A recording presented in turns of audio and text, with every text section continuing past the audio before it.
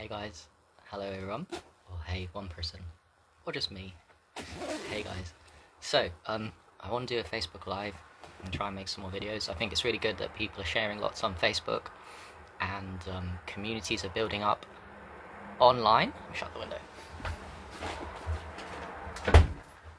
The communities are really building up online, and everyone is doing their healing work, and there's a lot of healing that needs to be done collectively, just individually, by you, by the ones that are making conscious decisions to heal yourself from abuse, from whether that be relationship abuse, narcissistic relationship abuse, whether that be narcissistic parental abuse.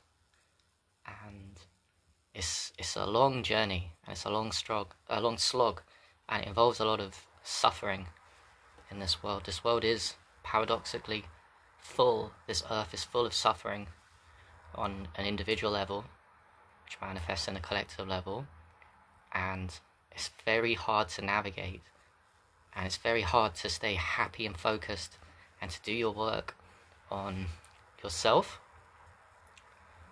And it's literally, it's not just lifelong, it's, in my opinion, it's multiple lives long, and it's reincarnation long. That's how hard this world is. So we all come to this world and we're born maybe a pure light, and babies seem very pure, but then the world is gonna fuck us up. I'm sorry, I don't care who you are, that's just the way the world is, and that's why it takes multiple lives to get over this. But if you're just that person watching this, then likely you're the one that's the black sheep, or the one that's been not abused by people that maybe made you, or friends and family relationships, and they abused you. I mean, not consciously necessarily with all these things, but it does happen. So anyway, I'm reading this really good book called I bought it yesterday. I'm glad I bought it. It's not you. This is there's many books on narcissism out there, but this one is by Dr. Rami Durasula. I saw it in the bookstore, and what I do is I read the inside quickly, and I knew it was going to be good. And it's a very good book on a very important topic that we can all do with diving deeper into, because the narcissism that is so overt in those that damage us is also something we're trying to heal, and to maintain that empathetic core vulnerability, and to learn to navigate the waters of people that narcissistically abuse us, whether they do it consciously or not. Unconsciously can sometimes feel worse, but yeah, this is a really good book, and I know a lot of you can relate to it. And the funny thing is with narcissists that are more extreme on the scale, because everyone's got it a little bit, we're trying to get rid of that because we know it can drive us cold, it can make us less empathetic. We see the damage it does to us, and everyone has a little bit of it. And what annoys us and grates us, and what is so hard to navigate, is when people in our lives, whether that be in a relationship 24/7 or just family, you have to see, and all these things, it affects us, and we're trying to climb out of the narcissist scale that we're all on, and the people above us see fit to abuse us and to hurt. So we have to learn to navigate the world of what we call people on the higher end of the narcissism scale. And it's a very interesting topic. It's not like we don't know things, but sometimes the book clarifies it into thoughts, or thoughts you thought you were alone, and all these things, and it's really good to read.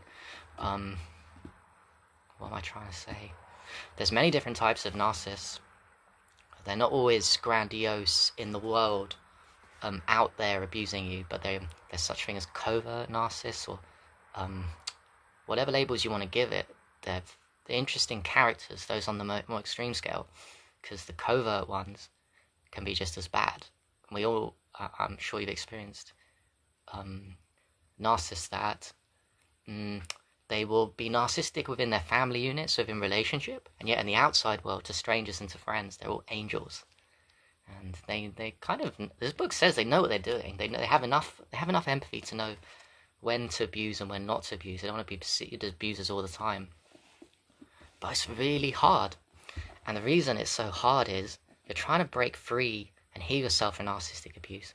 But sometimes, sadly, you have to, sometimes the abuse can be so severe, and sometimes you got to get to a point where it gets so severe to your psyche and your emotions that you put boundaries in, unfortunately. In this world, we have to protect ourselves. At certain points, you just have to say enough's enough and create strong boundaries. And that's a whole another topic linked in with healing from narcissism, because if you don't put boundaries, all narcissists will do is they'll just carry on abusing you and your psyche will get taken down.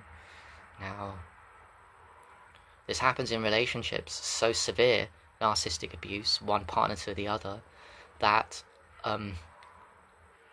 if you don't put the victim of narcissistic abuse in a relationship, if they don't put a boundary in with their partner, and by the way, sometimes the boundary means leaving your partner. It has to. If it's that extreme, it has to mean it. Because I've seen, and I know you guys have seen, either yourselves or family members being abused by other family members or yourself, and you're saying a relationship, like your mum and dad, for example, and one's abusing the other. I've seen that if you don't make a decision sometimes to leave your partner, that abuse will continue. Because here's the rule with, here's a good rule, and this book is confirming it for me, I've only just started reading it. Here's a good rule with the dark triad and narcissism, and covert narcissism is a little under the dark triad, but it's still dangerous to your psyche. If you don't, the rule is that just get this in your head, that you can't change them. Dark triads you can't change, so that's a lost cause. And if someone's a covert narcissist or a middle scale narcissism in a relationship or your family, you just got to get a belief in you that it's not about you chasing them and trying to get them to change. It's about you putting a boundary, whether that be leaving them temporarily or forever. And everything's perfect, by the way, I just want to clarify this for everyone's journey, but what I've seen in my life is, if you stay with a partner that's narcissistically abusing you, it will take you down, and it will make you I've seen it where couples, one's severely narcissistic or covert narcissist abusing the other, and if you don't leave, it makes the other person narcissistic, and this is where it's hurtful to us. A narcissistic person can hurt you. It hurts your psyche, and like, if you want to think of it like putting their demons and their projections onto you, it puts demons into you.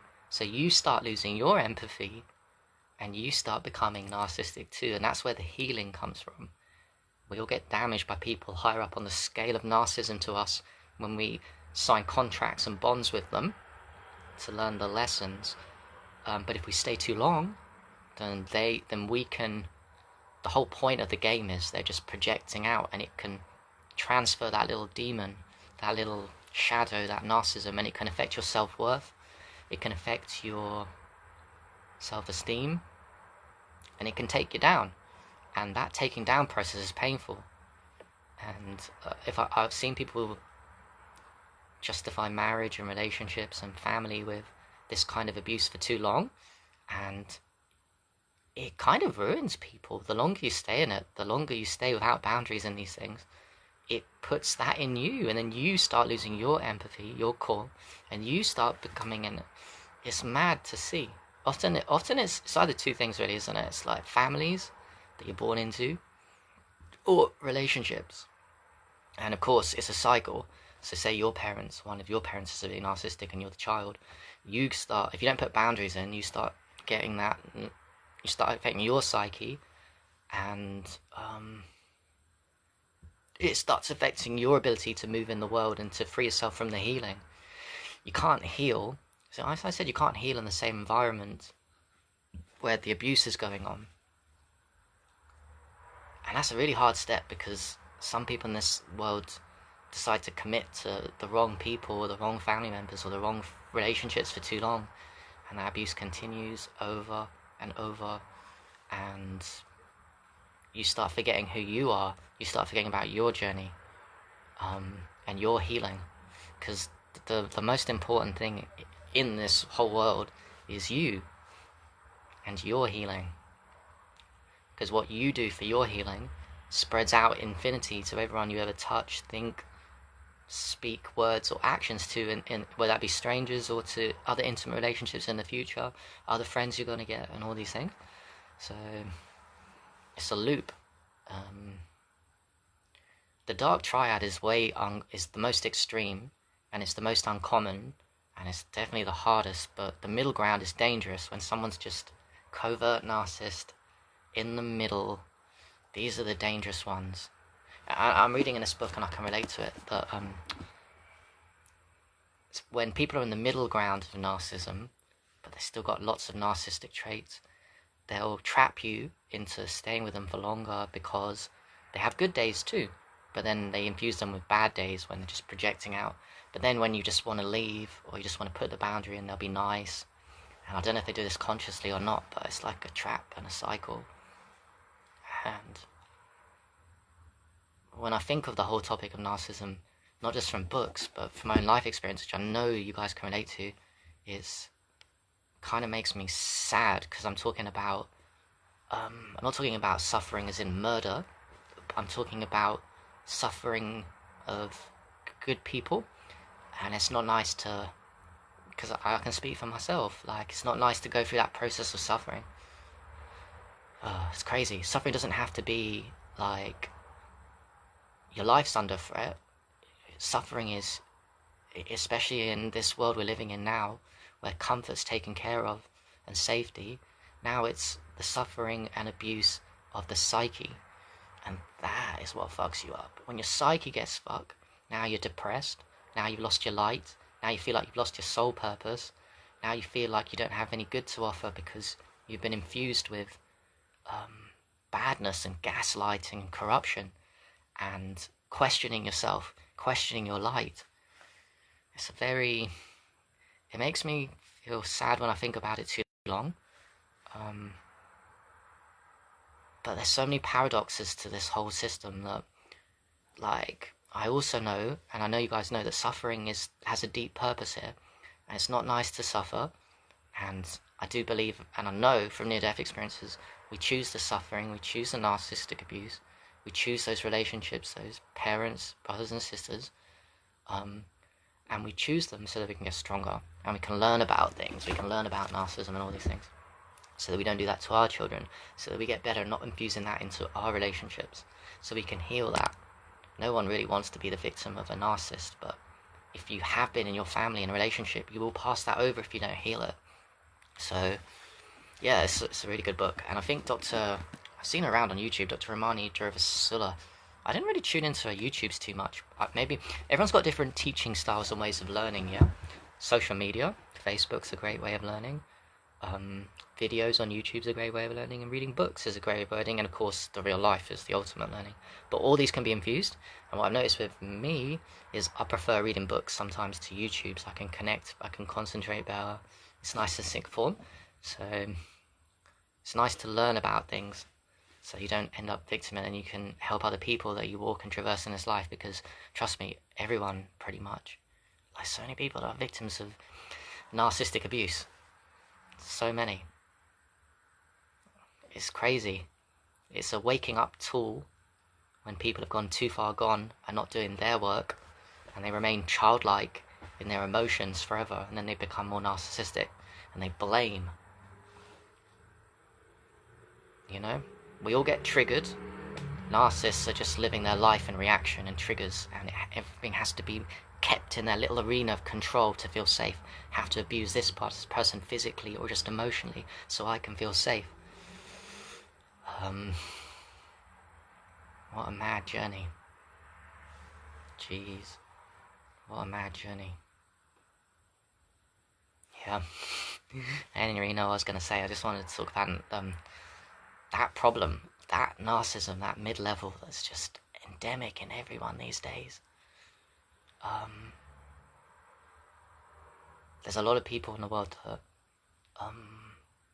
are blaming other people for what they've been through, and when they get, at some point when they abuse and they're young, or they never learn to look within as adults, and they project out, and the narcissists often are just children, emotionally speaking. In other words, keep my control, keep my abuse of people. And when I get triggered because you tell a narcissist the truth, which isn't wise, by the way, boundaries is good. Maybe tell them the truth and bugger off. But yeah, mad world. Nearly everyone nearly everyone on social media sharing their great has been a victim abuser. These kind of relationships or family members that abuse them narcissistically. Some of you guys for decades. But the biggest weapon you've got is your autonomy, is your power to walk away. And when you walk away and create boundaries, whether that be for a short time or forever, that gives you the space to hang around the right people or by yourself so you can start healing. And then maybe in the future you can come back. But like I said at the beginning, and this book says, and I believe it, don't think you can ever change a narcissist. You can't. They're in that level of delusion, that level of every trigger they receive, which is a truth you tell them, is projected out into anger and non-diplomacy, and you're wrong. So it's a false mindset to think that you can change them. What you can do in this world, the only thing you can do, because I can't even change you, no one can change me either. I'd love someone to come up and change me and be all healed and I'm perfect. But the only person you can change is you. So you can put those boundaries in, take time away, heal, hang around good people. Time by yourself after this abuse is really important too. Take your pick, hang around good people, balance it up with by yourself, reflect, and get stronger. Get stronger, find who you really are, find your light, find ways to share wisdom, joy, and love, and get around people that have been through similar things so you can share stories, and know that you're not alone, because you're not alone. This narcissism epidemic is huge. And I don't know what it was like before, because I don't remember my past lives and all these things, but it seems like, maybe we're biased here, it's just getting endemic, and it's part of the world's craziness with suffering that's going on. And suffering is a beautiful tool, but suffering put upon you, if you don't take space and heal from it, can take you down. When we suffer, and which we all will to varying levels, you got two choices with suffering. And also I know you guys have seen people that have been through, maybe in families, the same narcissistic abuse as you, as your brother and sister, say, as your parents doing it to you. When one suffers equally, say your dad's a narcissistic abuser to you and your brother, you and your sister, I've seen that there's, and I know this is the truth, there's two choices that the soul makes when under this abuse. And the choice, it is actually this simple. You either choose the path of healing from it, or you choose the path of allowing that suffering put upon you to consume you, and you become the very thing you hate. The very thing the very abuse that's been done to you, you dish out to other people, and then the cycle continues. Which is the loop. And that's not healing, right? If everyone's doing this, if everyone's suffering through narcissistic abuse, and everyone's choosing, with the two choices, everyone's choosing just to allow that abuse to consume them and to do it to other people, the world doesn't get healed. But I am actually very optimistic, and it's not just my bias. I actually know that a lot of people now with this abuse is choosing the second option, and they're choosing to take the, if you want to call it from the Bible, the narrow gate, the harder path. The harder path is to take space from it, to acknowledge it in your mind, and to heal from it, because it takes a long time. If you've been abused in a relationship for narcissists for 10 years and you got out, that's 10 years of damage. If it's your family members, it might be even longer.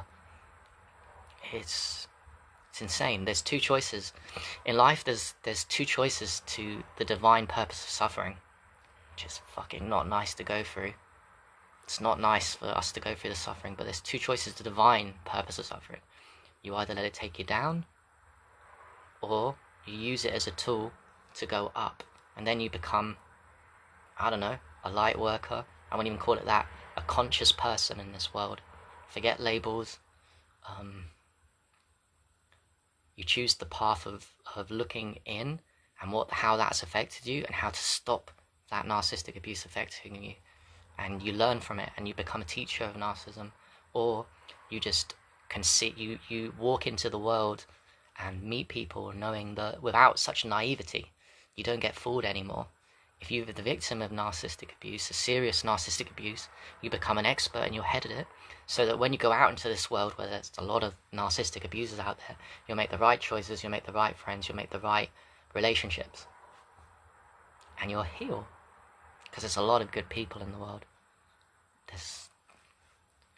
I don't know if there's more good people than bad people. This is all hypothetical, but I do know that the light within us, within all of us, the light within one person, when fully formed, and we're all on our journey to surrendering to full form of pureness, essence, unconditional love. We're on that journey, but the higher up the vibration scale you go, and the more you do your work, your shadow work, your inner work, you put your boundaries and all these things, surround yourself with people, the more you do that, just one person, it kind of overshadows the dark by a long way. You become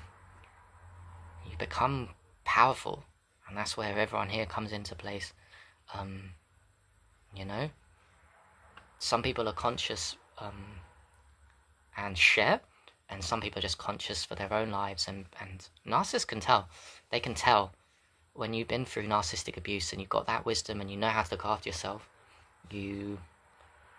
People can tell. The dark, whatever you want to call it, the unhealed in people can tell, and they can't get at it. They can't get in. Yeah. So it's a lifelong journey. And yeah, Pam, yeah, you're right. It's another dark force, the social media thing. There's good and bads to social media.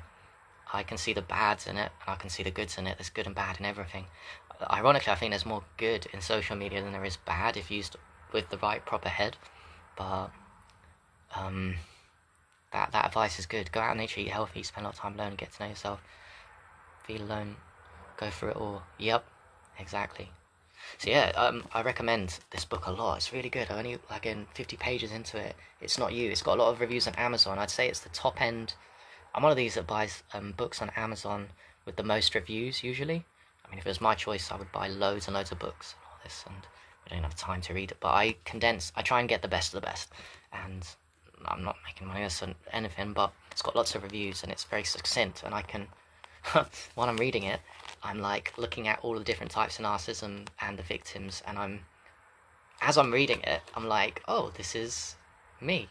This is my ex, this is my dad, and I'm not just reading it, I mean, we've all got a little bit of this, but as I'm reading it, I'm seeing the parallels with these instances and what people have done to me and done to us, you know? So it's all crazy. Anyway, much love on the journey. I just want people to know that they're not alone in all these things, these fights, and it all will come good. If you're watching this, you've probably got 10, 20, 30 years of life yet, hey? And each year you grow, you get more and more wiser. Each year of suffering, you learn a little more. So I really do believe the end of our incarnations here this time is going to be some of the greatest in history. The internet, we're living in the age of a new age, the new age, and to me it's spearheaded by the internet. The very thing that we criticize, the social media and the dark elements, the internet has changed the game for connection, for sharing knowledge, people meeting their partners, people making lifelong friends, ordinary people typing on Google narcissistic abuse, for example, is one small example. People are waking up all over the shop, spearheaded by that very tool, the internet, that the dark has tried to use against us, with porn, with distraction, inability to concentrate from the internet, and 5G killing us off. But the paradox is with the energy that God's sending us in this new age, 2,000 years after Jesus and the Bible, funny enough, is that God's light is stronger than any dark. And the internet is definitely spearheading it. Anyway, I've gone all over the place. So, if you're watching this, you're not alone, eh? Let's keep going.